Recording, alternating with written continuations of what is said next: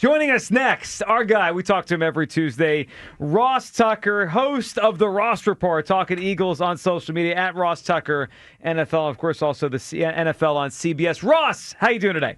I'm doing fantastic. How are you guys? I am awesome. Just, got this Twitter before, just trying to figure out what AJ trolling the media. No, I'm just trying to figure out what is the end game of trolling the media. Ross, I don't know. Ross, what's your take on the A.J. Brown situation?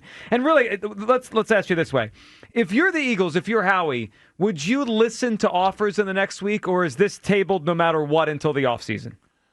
Well, I mean, A, you're talking to the wrong guy with me, and B, talking to the wrong guy with Howie. I think you listen to pretty much any offer. I mean, what how do you not? You're doing yourself a disservice if you don't listen. My guess and my sense is it never feels like the in-season trades bring as much as the off-season trades in March and April. And I was listening earlier, Joe, and I know you said, well, maybe you can get a better deal now. It just doesn't seem like that's the case. And now I don't have, a million deals in front of me to back me up on that. But it feels like when teams are kind of setting their off-season priorities, whether it's the start of free agency or around the draft, feels like that's when you're able to get a better haul than during the season. I mean, I'm sure there are people that would be interested in him. I'm sure there are people that have made calls. And I think the Eagles, especially after that performance on Sunday, would rightfully listen to people calling. But I just highly doubt it would get to the point where whatever someone was offering would be worth enough for the Eagles to do it now, because that's just not a great message to send the locker room. You do that now, that's like the Phillies or one of these other teams, not being active at the baseball trade deadline. Instead of going out and get another bat or another relief pitcher, you're selling. I don't think the Eagles want to send the message that they're sellers. I think that's a fair point. That's pretty. I can buy that. Because the locker room stuff, there's two ways to view it, right? It's maybe it makes things calmer in the locker room, but your point is a good one. What message does it send to the other guys in the team about moving on from a good player? Ross, think about the message it sent to the Cowboys when they traded Parsons. I mean, think about what those guys, CeeDee Lamb and those guys, were saying on social media, and their defense is horrendous now. That would really surprise me. Someone would have to blow them away, and I don't think someone would blow them away during the season. Now, March and April, that's a totally different situation, because then there's a lot of months between then and the season for the guys to get over it, and there's time for you to properly backfill with someone else at that position. Right, you have the draft, right? You have free agency in the draft. Yeah, sure. Yeah. Ross, I'm kind of curious. How did you see, when you saw the way the game played out yesterday, what did your eyes tell you about the offense? Why did they look so efficient to you? Well, it was by far the best the offensive line had played. By far, which is interesting. Mm-hmm. I thought Toth really played well at center. Much better, by the way, than he did when he had to fill in against the Vikings the week before.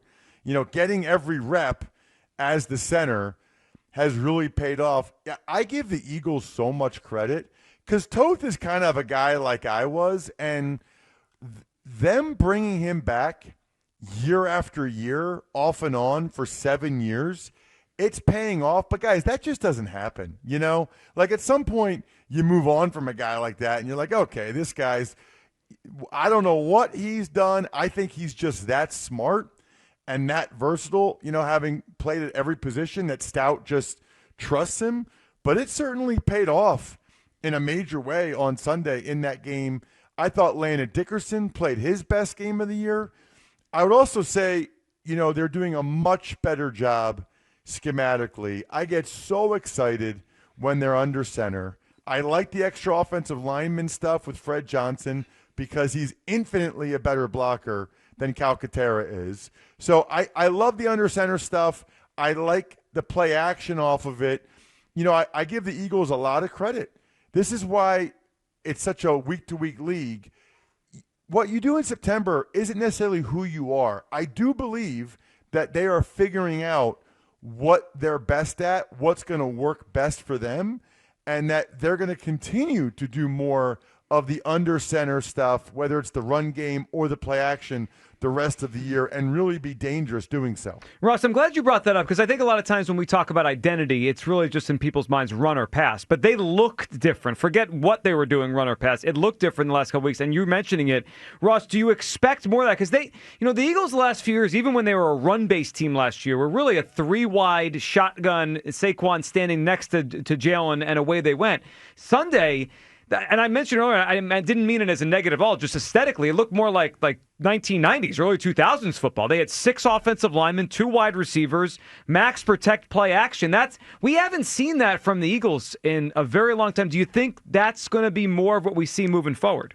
Yeah, I mean, you're talking to the wrong guy, Joe. That's the way the good Lord intended for the game to be played. I mean, no, but that's Ross Tucker football right there. Yeah, no, I do. You know what it is? And this is always a really interesting balance. And I talk with coaches about this all the time because, you guys know I got 2 games this weekend. So you're balancing what the quarterback likes and is most comfortable with what might be most successful and or what is most advantageous for the team at that time. And I think if you are watching NFL football right now, the teams that are running the quarterback under center a lot, because everything is designed to take away these explosive plays, right? So the 2 deep safeties. So what's the most explosive plays you can get? Play action, middle of the field, after the linebackers step up. But think of it this way. If you're doing it out of the gun, they're not really stepping up that much. They see you put the ball in the running back's belly, but they're not. When it's under center, you don't know if Hurts is handing that off for like a full second.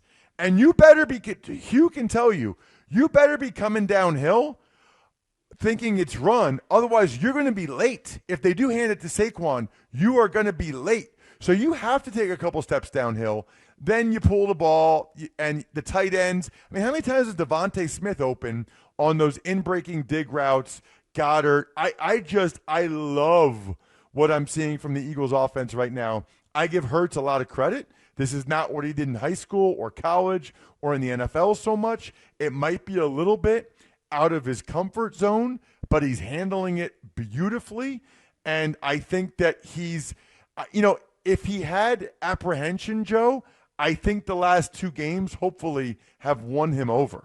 I hope so too, and I agree with you. He's done it well. I mean, that to me should be the easiest selling point to keep doing it. Like, Jalen, you're good at this. Let's keep doing it, and let's keep scoring points here. Ross, what did you see this past game and the previous few from Jalen Hunt? Because it feels to me like he's coming on. I thought that was the best game he's played in the NFL on Sunday. And as we get close to the trade deadline, 1 week away, and we're talking corner and edge, I'm feeling better about the edge group that we got going, especially with Nolan coming back, and BG will play in that next game. What'd you think of what Jalen Hunt did on Sunday?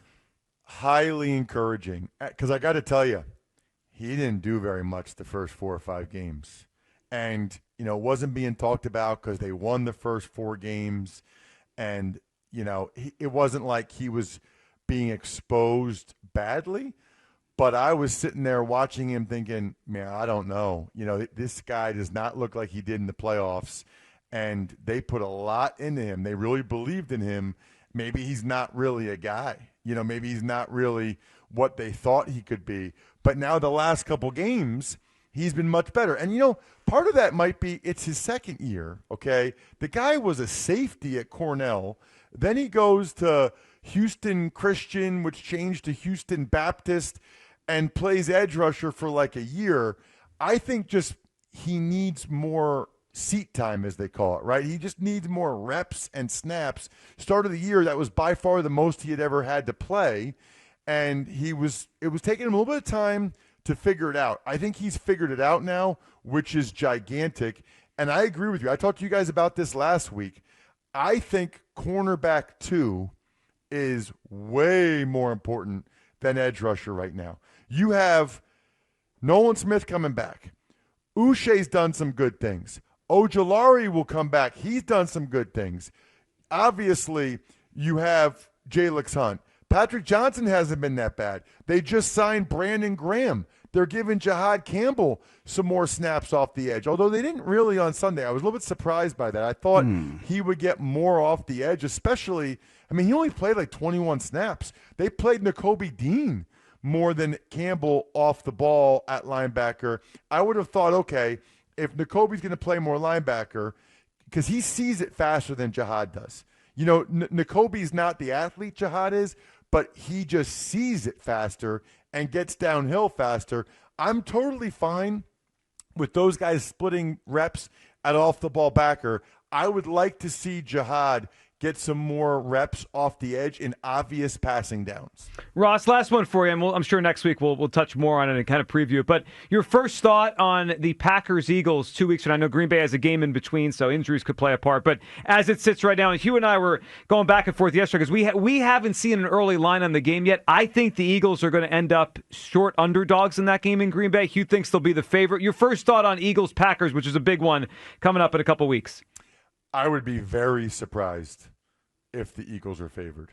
Very surprised. The Packers are going to beat the Panthers on Sunday. I mean, the Packers are favored by double digits against the Panthers on Sunday. I'd be surprised if they don't beat them. And then home game, Lambeau Field, they're on a roll now after their bye week.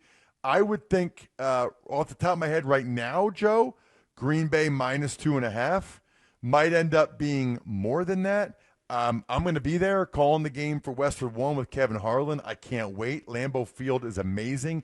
Any Eagles fans, if you haven't been there, try to find a way to go. It's by far my favorite NFL stadium. Everything about it's incredible. And the interesting thing is, I was thinking about this earlier, Joe. Their first two games out of the bye are the Packers and the Lions in primetime, okay? If they win both, they are very much in the driver's seat to get the number 1 seed, which would be huge. If they lose both, that's probably unlikely. It's probably a pipe dream that they would lose both of those and then still rally to be the number 1 seed.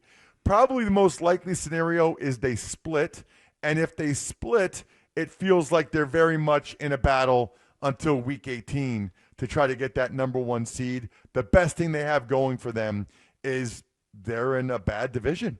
You know, compared to the Seahawks and Rams and Niners, compared to the Lions and Packers, the Eagles have by far the easiest division, and they need to take advantage of that, get the number 1 seed, have an off week, and then have to just play 2 home games at the Link to get back to the bowl. Without question. And the Packers and Lions are going to fight each other just to get to that number 1 in that, that particular division. I agree with that, Ross. We appreciate you hopping on. Enjoy your week. We'll be listening to your games over the weekend, and we'll talk next week. Sounds great. See you guys. There he goes. Have a good one. Ross Tucker.